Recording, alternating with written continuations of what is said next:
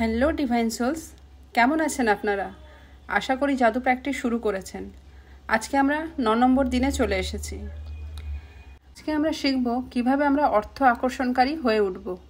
কৃতজ্ঞতাই ঐশ্বর্য, অভিযোগই দারিদ্র্য। এটাই জীবনের নিয়ম। তা সে স্বাস্থ্য হোক বা কর্মজীবন, সম্পর্ক হোক বা অর্থ, যাই হোক না কেন, আপনার কাছে যত আছে সেটা সামান্য পরিমাণ হলেও কৃতজ্ঞ হবেন। যত বেশি কৃতজ্ঞ হবেন তত ধনী হয়ে উঠবেন, আর যত অর্থের দিক দিয়ে খুঁতখুত করবেন তত দারিদ্রতা গ্রাস করবে আপনাকে। আজকের অভ্যাসে আমরা অভিযোগ করার অভ্যাসকে কৃতজ্ঞতায় কিভাবে রূপান্তর করব সেটা জানব। কৃতজ্ঞতা আপনার আর্থিক অবস্থাকে দ্বিগুণ করতে পারে, অভিযোগ আপনাকে দারিদ্র করতে পারে, আর কৃতজ্ঞতা আপনাকে ঐশ্বর্যবান। অধিকাংশ মানুষ অভাব দেখা দিলেই অভিযোগ শুরু করেন। সে আপনি মুখে বলুন অথবা মনের মধ্যে রাখুন, আপনার অভিযোগ কিন্তু আপনার মধ্যে একটা ভাইব্রেশন তৈরি করে। আপনি যেমন ভাইব্রেশন ক্রিয়েট করবেন আপনার দিকে আপনি সেই জিনিসটাই তেমনভাবেই আকর্ষণ করবেন। এটাই ইউনিভার্সের নিয়ম। এই ইউনিভার্সে সবাই আমরা এনার্জি। ঈশ্বরও যেমন এনার্জি, আমরা মানুষও সেরকম এনার্জি। ঈশ্বরের যেরকম ক্রিয়েট করার ক্ষমতা আছে সেই রকম মানুষেরও ক্রিয়েট করার ক্ষমতা আছে। ঈশ্বরও জেনারেট করেন, অপারেট করেন, ডিস্ট্রয় করেন, আর সেই ক্ষমতা মানুষের মধ্যেও রয়েছে। এখানে একটা গল্প বলি। একদিন ভগবান, এটা কিন্তু গল্প, সেটা মানে গল্প হিসেবেই নেবেন। একদিন ভগবান মজার ছলে পৃথিবী বানালেন, তারপরে মানুষ বানালেন, তারপরে সৌরজগৎ, গ্রহ, নক্ষত্র সব কিছুই বানালেন। তখন মানুষের মধ্যে এমন ক্ষমতা এলো যে তারা আকাশে পৌঁছে গেলেন। যখন তারা আকাশ অবধি গেলেন তখন ভগবান ভয়ে বললেন কি এখানে তো আমার থাকা যাবে না। তো তিনি জলেতে গেলেন। যখন জলেতে গেলেন সেখানেও মানুষ পৌঁছে গেলেন। তখন ভগবান চিন্তায় পড়ে গেলেন যে কি করা যায়, কোথায় যাব, মানুষ তো সব জায়গাতেই পৌঁছে যাচ্ছে। তখন নারদ মুনি এসে বললেন যে মানুষ তো সব জায়গায় পৌঁছে যাচ্ছে, মানুষ একটা জায়গাতেই পৌঁছাতে পারে না। সেটা হচ্ছে মানুষের ইনার বিং, মানে মানুষ নিজের মধ্যে। তা ভগবান সেখানেই গিয়ে বসবাস শুরু করলেন, মানে মানুষের মধ্যেই ভগবানের বাস। তো মানুষ সেখানে পৌঁছাতে পারে না, তার মানে মানুষ যেটা চাইবে সেটা করার ক্ষমতা মানুষের আছে। কিন্তু মানুষ সবসময় অভিযোগ করতেই ব্যস্ত, এটা আমার কাছে নেই, ওটা আমার কাছে নেই, এটা চলে গেছে, ওটা ওর কাছে, আমি তো চাইলাম কিন্তু আমার কাছে তো ভগবান দিল না, ওর কাছে দিল, আমার সাথেই কেন এরকম হচ্ছে। এই ধরনের অভিযোগ করতে করতে আমাদের ফোকাসটা অভিযোগেই চলে যায়, আর আমরা সেইভাবেই আমাদের বিলিফ সিস্টেমকে স্ট্রং করে ফেলি যে আমাদের কাছে এটা নেই। আমরা যেটা আছে তার দিকে ফোকাস করিই না, ছোট থেকেই এটা হয়ে আসছে। অধিকাংশ মানুষই নিজের চিন্তা সম্পর্কে সচেতন নন।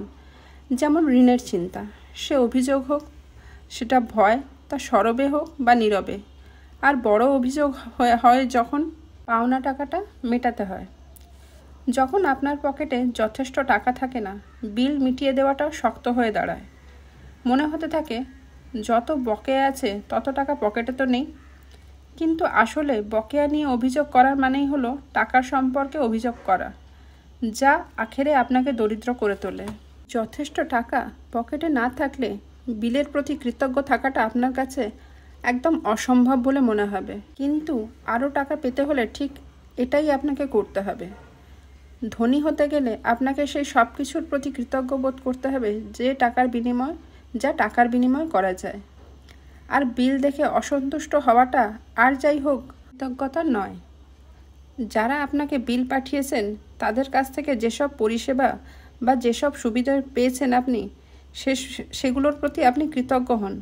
এই কৃতজ্ঞ হওয়ার ফলে আপনি নিজে সত্যি সত্যি হয়ে দাঁড়াবেন একজন অর্থচুম্বক। যেমন কৃতজ্ঞ হতে গেলে আপনাকে ভাবতে হবে যে আপনি সেই টাকার বদলে কি কি পরিষেবা পেয়েছেন।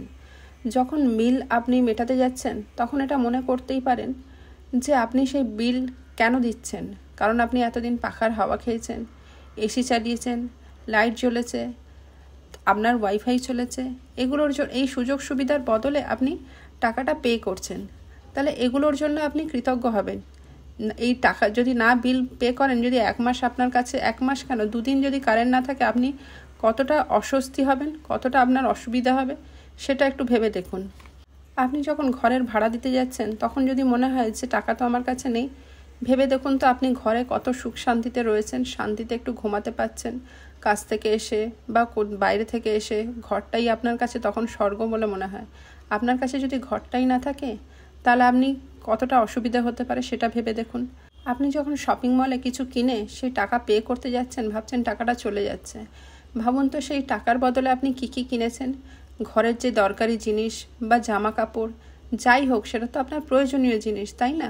সেই জিনিসগুলো যদি আপনি না কেনেন তাহলে আপনার তো নিশ্চয়ই কোনো অসুবিধা হবে, বা আপনি যেটা কিনছেন সেটা তো নিশ্চয়ই আপনার কাজেরই জিনিস। তাহলে আপনি যখন টাকা পে করছেন তখন আপনি কৃতজ্ঞ হবেন যে এই টাকাটা আমার কাছে আছে বলে আজ আমি এই জিনিসগুলো কিনতে পারছি, বা আমার কাছে টাকাটা যেটুকু টাকা আছে সেটা দিয়ে আমি ঘর ভাড়াটা পে করতে পারছি, বিলটা পে করতে পারছি। এখনকার দিনে আমরা মিক্সার গ্রাইন্ডারে কত সহজেই মশলা তৈরি করতে পারি, কিন্তু যদি ভেবে দেখুন তো পুরোনো দিনের মতন যদি আপনাকে মশলাটা বেটে করতে হতো, আপনার কাছে যদি ফ্রিজ আছে তাই আপনি জিনিসগুলো কতদিন ধরে রাখতে পারছেন, ভাবুন তো যদি রোজ রোজ আপনাকে বাজার যেতে হতো সেখানে কতটা সময় লাগতো। বা আপনার কাছে ঘরে টিভি আছে বলে আপনি কত কিছু মনোরঞ্জন করতে পারছেন সেই বিলটা পে করছেন বলে। যদি না থাকতো তাহলে কি হতো? এইগুলো প্রতিটা জিনিসের জন্য আপনাকে কৃতজ্ঞ হতে হবে। যত বেশি আপনি কৃতজ্ঞ হবেন তত বেশি আপনি আকর্ষণকারী হয়ে উঠবেন। আপনি ফোনে রিচার্জ করতে পারছেন তাই আপনি নিজের লোকেদের সাথে কন্ট্যাক্ট রাখতে পারছেন, কাজের ক্ষেত্রে বলুন, ঘরে বসে যে কাজগুলো করছেন ওয়ার্ক ফ্রম হোম, তো সেগুলো কত সুবিধে হচ্ছে। আপনি যদি বিলটা না পে করতেন বা যদি ফোনটাই না থাকতো তাহলে কতটা অসুবিধা হতো। আপনি কি পারতেন সবার কাছে গিয়ে গিয়ে খবর নিতে, তাদের খোঁজ খবর নিতে? সেটা তো সম্ভব নয়। আমরা অডিও কল, ভিডিও কল কত কিছু করছি, এই সুবিধেগুলো আমরা সবসময় মনে করব, যেটা তার জন্য আমরা যেটা সুযোগ পরিষেবাটা পাচ্ছি, ইন্টারনেট, কম্পিউটার, এত কিছু সুবিধে পাচ্ছি, সেগুলো আমরা কাউন্ট করব নাকি কি নিয়ে আমরা পে করছি, টাকা নেই, টাকা চলে যাচ্ছে, এগুলোর দিকে না ফোকাস করে। যত বেশি কৃতজ্ঞ হবেন তত আপনি আকর্ষণকারী হয়ে উঠবেন। এটা আপনি বারবার মনে রাখবেন যে আমি প্রতিটা ক্ষেত্রে আমাকে কৃতজ্ঞ হতে হবে। যখন আমি পে করছি, যখন আমার কাছে কোনো বিল আসছে, তো আমি সেই পরিষেবাটা আমি আগে থেকে নিয়ে নিয়েছি, সেই কারণেই আমাকে বিলটা পে করতে হচ্ছে। এবার আপনাকে কি করতে হবে? এমন একটা বিল নিন যেটা আপনি এখনও পে করেননি বা মিটিয়ে দেননি। সেই বিলে লিখুন যে টাকার জন্য ধন্যবাদ। আপনি এই জন্য ধন্যবাদ হবেন যে এই বিলটা মিটিয়ে দেওয়ার জন্য যথেষ্ট টাকা আপনার কাছে আছে। যদি আপনার কাছে অধিকাংশ ক্ষেত্রে অনলাইনে বিল আসে, সেক্ষেত্রে বিলটাকে মেল আকারে পাঠিয়ে দিন নিজের ইমেল অ্যাকাউন্টে, আর সাবজেক্টের জায়গায় বড় বড় করে মোটা হরফে লিখুন টাকার জন্য ধন্যবাদ। আর এমন 10টা বিল কালেক্ট করুন যে বিলটা আপনি পে করেছেন আর সেইগুলোর জন্য আপনি কৃতজ্ঞ হন। সেটা আপনি রেস্টুরেন্টের বিল হতে পারে, বা কারেন্টের বিল হতে পারে, বা যে কোনো শপিং মলের বিল হতে পারে। সেই রকম 10টা বিল নিয়ে আপনি কৃতজ্ঞ হন যে এই বিল মিটিয়ে দেওয়ার মতন টাকা আমার কাছে ছিল, সেই কারণে আপনি কৃতজ্ঞ হন। যখন আপনি একটা সামান্য 50 টাকা মিটিয়ে দেওয়ার পর কৃতজ্ঞ হবেন মন থেকে, তখন দেখবেন সেই কৃতজ্ঞতা বোধ আপনাকে এমন আকর্ষণকারী করে তুলছে যে সেই টাকা আপনার কাছে হাজার হাজার টাকা ফেরত নিয়ে আসবে।